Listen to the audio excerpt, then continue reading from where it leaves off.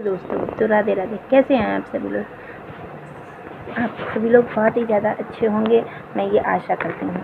मैंने सावन के महीने का पहला अध्याय समाप्त कर लिया था कल, और आज है दूसरा दिन, तो इसलिए मैं आज आपको दूसरा अध्याय सुनाने वाली हूँ।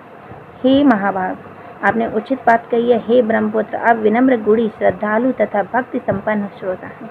हे अनंत, आपके श्रावण मास के विषय में विनम्रता पूर्वक जो पूछा है उसे तथा जो भी पूछा है वह अत्यंत हर्ष तथा प्रेम के साथ उसको बताऊंगा। द्वेष न करने वाले सबका प्रिय होता है, और आप उसी प्रकार से विनम्र हैं, क्योंकि मैंने आपके अभिमानी पिता ब्रह्मा का 5वां मस्तक काट दिया था, तो भी आप उस द्वेष का भाव का त्याग कर मेरी शरण को प्राप्त हुए हैं। अतः हे तात, मैं आपको सब कुछ बताऊंगा।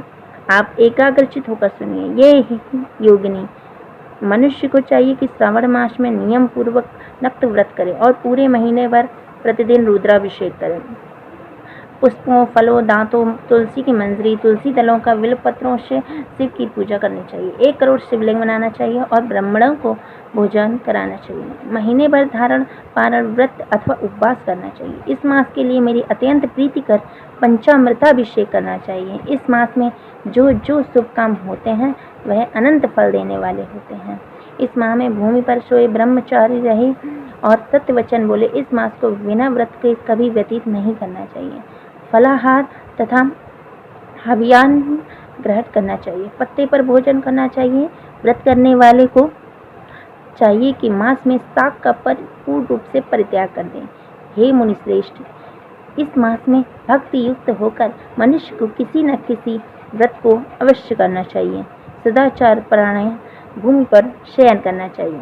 प्रातः स्नान करने वाला जितेंद्रिय होकर मनुष्य को एकाग्र किए गए मन को प्रतिदिन मेरी पूजा करनी चाहिए। इस मास में किया गया पुरुष चरण निश्चित रूप से मंत्र को सिद्ध करने वाला होता है। इस मास में शिव के षडाक्षर मंत्र का जाप एवं गायत्री मंत्र का जाप अवश्य करना चाहिए।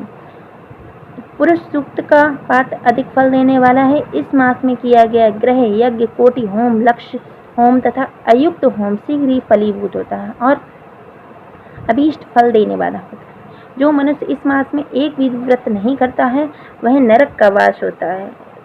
यह मास मुझे बहुत प्रिय है, उतना कोई भी माह मुझे प्रिय नहीं है। यह मास सकाम व्यक्ति को अभीष्ट फल देने वाला तथा निष्काम व्यक्ति को मोक्ष प्रदान करने वाला है। हे सत्तम, इस मास में जो व्रत तथा धर्म है उसे मुझे सुनिए। रविवार को सूर्यव्रत तथा सोमवार को मेरी पूजा व नक्त भोजन करना चाहिए।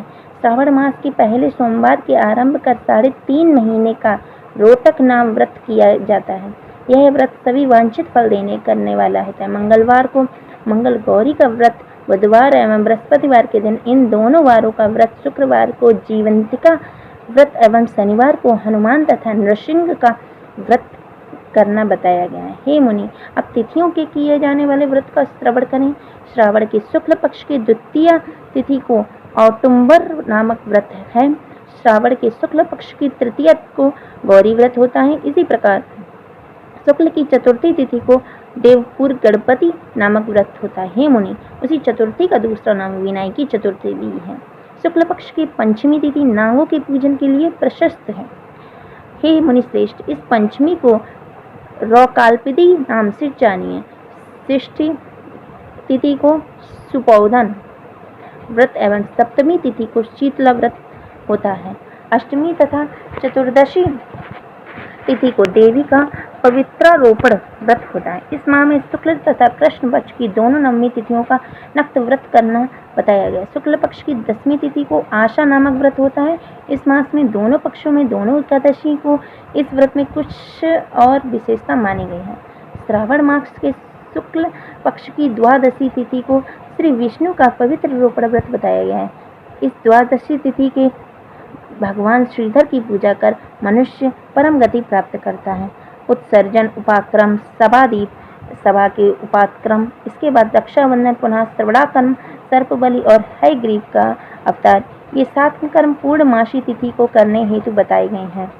श्रावण मास की कृष्ण में चतुर्थी तिथि को संकट चतुर्थी व्रत कहा गया है और श्रावण मास के कृष्ण पक्ष के पंचमी तिथि को मानव कल्पादि नामक व्रत को जानना चाहिए।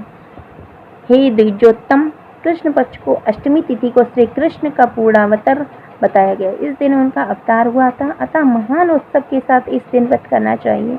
हे मुनिश्रेष्ठ, इस अष्टमी को मनवादी तिथि जानना चाहिए। श्रावण मास की अमावस्या तिथि को पिटोरा व्रत कहा जाता है। इस तिथि में कुशों का ग्रहण एवं वृषभों का पूजन किया जाता है।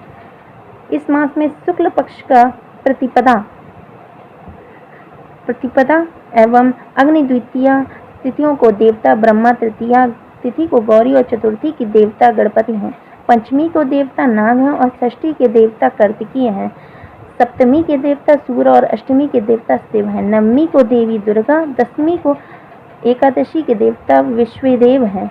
द्वादशी के विष्णु, त्रयोदशी के देवता कामदेव, चतुर्थी के देवता शिव, पूर्णिमा के चंद्रमा और अमावस्या के देवता पितर हैं। ये सब तिथियों को देवता कहे गए हैं। जिन देवता को जो तिथि उसी तरह से हमें पूजा करनी चाहिए। प्रायः इसी मास में अगंत्य का उदय हुआ है। हे मुनि, मैं उस काल को बता रहा हूँ, आप एकाग्रचित होकर सुनिए। सूर्य के एक सिंह में प्रवेश करने के लिए दिन में 12 अंश 40 घड़ी व्यतीत हो जाती हैं, तब अगंत्य का उदय होता है। उसके 7 दिन पूर्व से आगंत्य को अर्घ प्रदान करना चाहिए। 12 मासों में सूर्य पृथक पृथक नामों से जाने जाते हैं। उनमें से श्रावण मास के सूर्य गर्भस्थी नामक होकर तपता हुआ इस मास को भक्ति संपन्न होकर सूर्य की पूजा करनी चाहिए। हे सत्तम, 4 मासों में जो वस्तुएं वर्जित हैं उन्हें सुनिए। श्रावण मास में शाक तथा भाद्रपद में दही का त्याग कर देना चाहिए।